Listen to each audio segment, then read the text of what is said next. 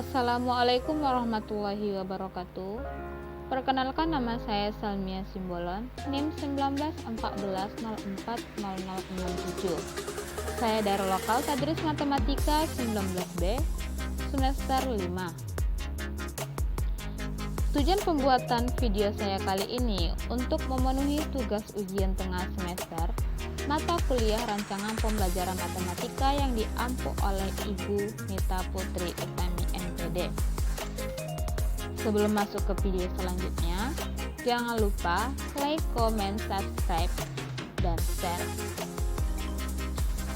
Materi yang pertama yaitu kalender pendidikan, di mana pengertian kalender pendidikan yaitu bentuk pengaturan waktu yang disusun untuk kegiatan siswa di dalam satu tahun ajaran yang di dalamnya terdiri dari permulaan tahun pelajaran, minggu efektif dalam belajar, dan pembelajaran efektif dan libur. Kalender pendidikan ini mewakili seluruh komponen periodisasi. Proses berjalan dalam satu periode, sehingga kegiatan belajar menjadi lebih efisien, efektif, dan tertata dengan baik. Contoh kalender pendidikan yaitu seperti yang kita lihat. Dalam kalender pendidikan tahun pelajaran 2018-2019 terdapat bulan, minggu, minggu efektif, dan hari libur.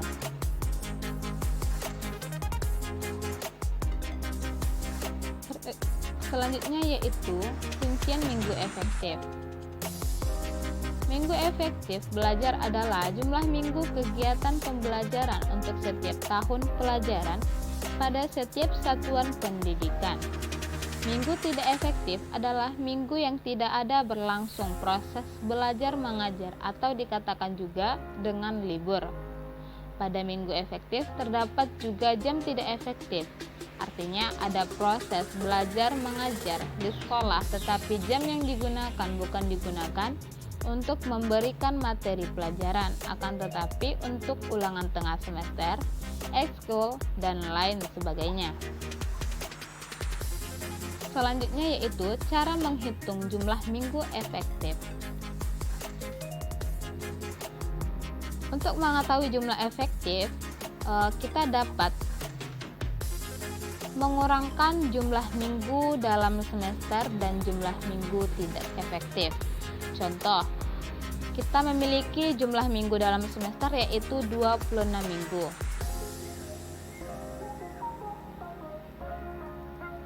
26 minggu. Sedangkan jumlah minggu tidak efektif yaitu 8 minggu. Untuk mengetahui jumlah minggu efektif yaitu jumlah minggu dalam semester dikurang jumlah minggu tidak efektif, yaitu sama dengan 26 minggu dikurang 8 minggu sama dengan 18 minggu.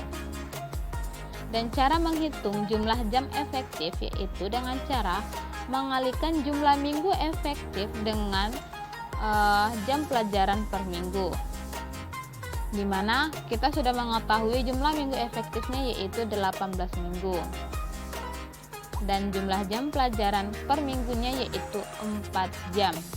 Maka jumlah jam efektif yaitu 18 minggu dikali jam pelajaran sama dengan 72 jam pelajaran. Selanjutnya yaitu contoh minggu efektif dan non efektif. Untuk membuat minggu efektif dan non efektif ini berdasarkan kalender dari kalender pendidikan yang tadi, di mana pada semester ganjil yaitu pada bulan Juli 2018 terdapat 4 minggu yang dimana tidak ada minggu efektif, melainkan keempat minggu tersebut efektif. Pada bulan Agustus 2018 terdapat 4 minggu dan 4 minggu efektif. Pada bulan September 2018 terdapat 4 minggu dan 4 minggu minggu efektif. Pada bulan Oktober terdapat 5 minggu dan 5 minggu efektif. Pada bulan Desember 2018 terdapat 4 minggu, yaitu 4 minggu non efektif, di mana pada bulan Desember ini diadakan libur dan tidak memiliki minggu efektif. Begitu pula untuk semester 2.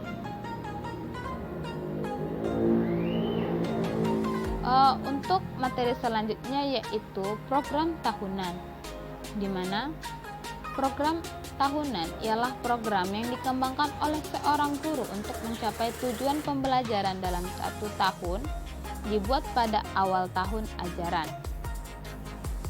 Tujuan penyusunan program tahunan ialah untuk menata materi secara logis, sistematis, dan hierarkis, mendistribusikan alokasi waktu untuk setiap pokok bahasan, mendorong proses pembelajaran menjadi efektif dan efisien berdasarkan tujuan yang telah ditetapkan, memudahkan guru untuk mengetahui target kurikulum per pokok bahasan atau per bulan. Selanjutnya yaitu faktor-faktor yang perlu diperhatikan dalam menyusun program tahunan, seperti 1. Kurikulum. Kedua, maaf, di sini saya salah ketik atau mungkin kelupaan menulis, yaitu kedua, kondisi sekolah. Ketiga, kemampuan dan perkembangan siswa. Keempat, yaitu keadaan guru. Selanjutnya yaitu langkah-langkah menyusun program tahunan. Yang pertama yaitu mengidentifikasi jenis kegiatan non tatap muka atau termasuk di sini ujian atau libur. Yang kedua yaitu menghitung pokok bahasan atau kegiatan tatap muka. Ketiga yaitu menghitung alokasi waktu yang tersedia dari GBPP untuk setiap jenis kegiatan. Contoh program tahunan yaitu dapat kita lihat pada program tahunan terdapat KI atau kompetensi inti, dan dalam tabel program tahunan terdapat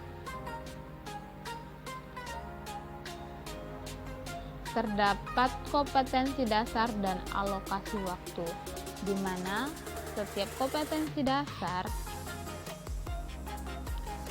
memiliki alokasi waktu. Pada kompetensi dasar 3.1 memiliki alokasi waktu 20 jam pelajaran, dan kompetensi dasar 3.2 4.2 memiliki alokasi waktu 20 jam pelajaran, dan seterusnya.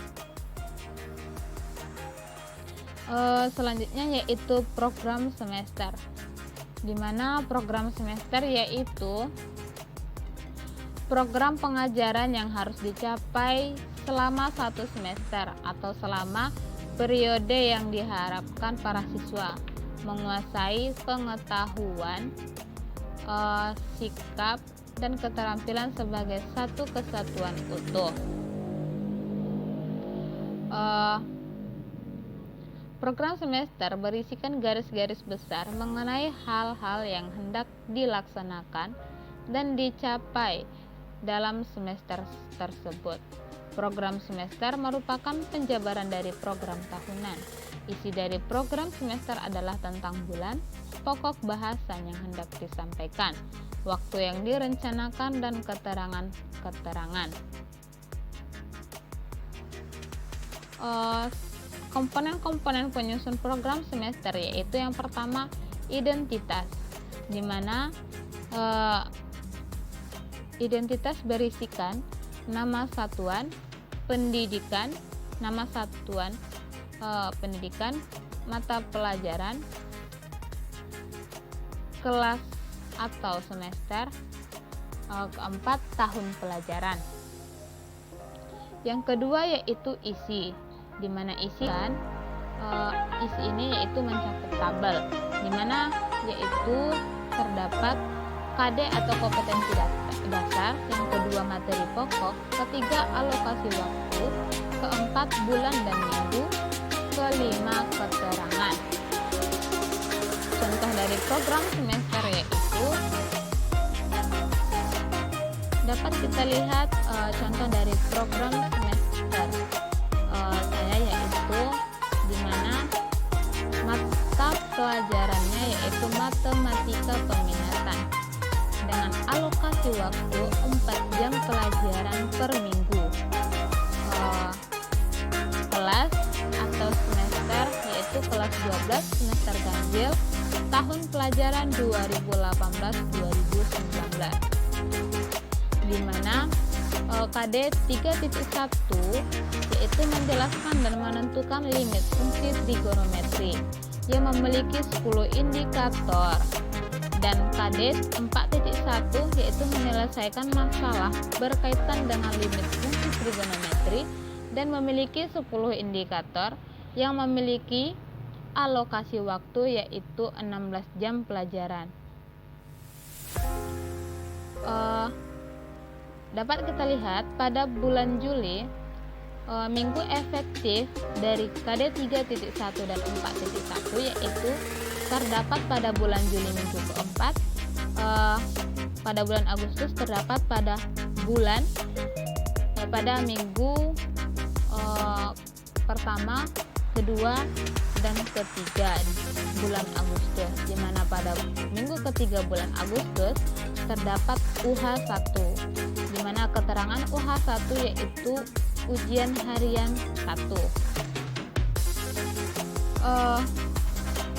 Untuk KD 3.2 yaitu menjelaskan dan menentukan limit di ketakhinggaan, fungsi aljabar dan fungsi trigonometri, di mana memiliki 10 indikator, dan KD 4.2 menyelesaikan masalah berkaitan dengan eksistensi limit di ketakhinggaan fungsi aljabar dan fungsi trigonometri yang memiliki 10 indikator yang memuat alokasi waktu yaitu 16 jam pelajaran, di mana minggu efektifnya terdapat pada bulan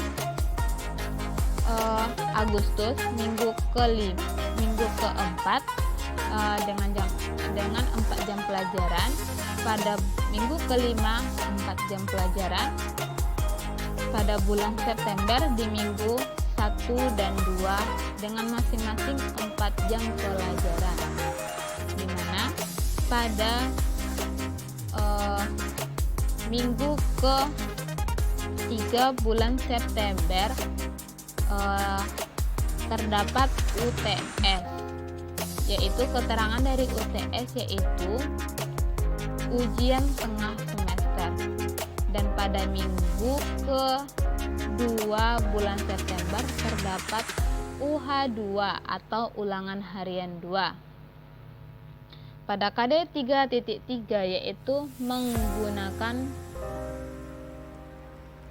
prinsip turunan ke fungsi trigonometri sederhana yang memiliki 10 indikator, dan pada KD 4.3 menyelesaikan masalah yang berkaitan dengan turunan fungsi trigonometri yang memiliki 10 indikator, di mana pada alokasi waktu KD 3.3 dan 4.3 yaitu 16 jam pelajaran, dengan minggu efektif terdapat pada bulan Oktober minggu 1, 2 dan minggu 1, minggu kedua, minggu ketiga, dan minggu keempat bulan Oktober dengan masing-masing 4 jam pelajaran, di mana pada minggu keempat bulan Oktober terdapat UH3 atau ulangan harian 3, dan pada minggu ke-5 bulan Oktober terdapat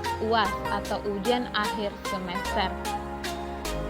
Pada program semester saya kali ini memiliki cadangan waktu yaitu 20 jam pelajaran yang terdapat pada bulan November, yaitu minggu pertama, kedua, ketiga, dan keempat, dan pada minggu minggu kedua bulan Desember. Maka jumlah dari alokasi waktu program semester saya kali ini yaitu 76 jam pelajaran. Selanjutnya yaitu kriteria ketuntasan minimal KKM atau KKM. Di mana KKM yaitu kriteria ketuntasan belajar yang ditentukan oleh satuan pendidikan dengan mengacu pada standar kompetensi lulusan. Komponen-komponen dalam penetapan KKM yaitu yang pertama yaitu kompleksitas, di mana kompleksitas yaitu tingkatan kesulitan atau kerumitan setiap indikator kompetensi dasar dan standar kompetensi yang harus dicapai oleh peserta didik. Kedua yaitu daya dukung, yaitu ketersediaan sarana dan prasarana pendidikan yang sesuai dengan tuntutan kompetensi yang harus dicapai peserta didik seperti perpustakaan, laboratorium, dan alat atau bahan lain untuk proses pembelajaran. Ketiga yaitu intek, yaitu tingkat rata-rata kemampuan atau kompetensi awal peserta didik yang dapat dimanfaatkan dalam mencapai kompetensi dasar dan standar kompetensi yang sudah ditetapkan. Baiklah, ini contoh dari format penentuan kriteria ketuntasan untuk satuan pendidikan yaitu SMA Negeri 3 Sibolga. Ini contoh dengan mata pelajaran matematika peminatan kelas 12 tahun pelajaran 2018-2019, di mana kompetensi intinya yaitu untuk KI 1 yaitu menghargai dan menghayati ajaran agama yang dianutnya.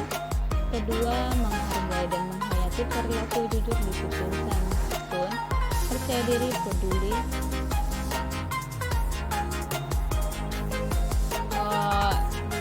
Dapat kita lihat contoh dari KKM yang saya buat yaitu dengan satuan pendidikan SMA Negeri 3 Sibolga, mata pelajaran matematika peminatan di kelas 2 semester 1 tahun pelajaran 2018-2019. Pada KKM ini terdapat kompetensi inti. Lanjut kepada isinya yaitu terdapat kompetensi dasar, indikator, kompleksitas, daya dukung, intek, dan KKM. Di mana kompetensi dasar pada 3.1 dan 4.1 masing-masing mempunyai 10 indikator. Contohnya untuk indikator 3.1.1 yaitu menganalisis secara intuitif arti limit fungsi di suatu titik, di mana nilai kompleksitasnya yaitu 75 yang berada sedang ya, dan daya dukungnya yaitu 77 dan inteknya yaitu 83. Maka untuk KKM-nya yaitu 78. Nilai KKM ini dapat kita tentukan dari menjumlahkan nilai dari kompleksitas ditambah daya dukung ditambah intek. Setelah dijumlahkan dan dibagi 3, maka dapatlah hasil dari KKM-nya yaitu 78. Seterusnya sampai itu. Materi analisis kompetensi inti dan kompetensi dasar, di mana kompetensi inti yaitu kompetensi utama yang diuraikan ke dalam beberapa aspek, yaitu aspek sikap, pengetahuan, dan keterampilan, dan harus dipelajari oleh peserta didik di setiap jenjang dan mata pelajaran. Sedangkan kompetensi dasar yaitu pengetahuan, keterampilan, dan sikap minimal yang harus dikuasai oleh peserta didik dalam penguasaan materi pelajaran yang diberikan dalam kelas pada jenjang pendidikan tertentu.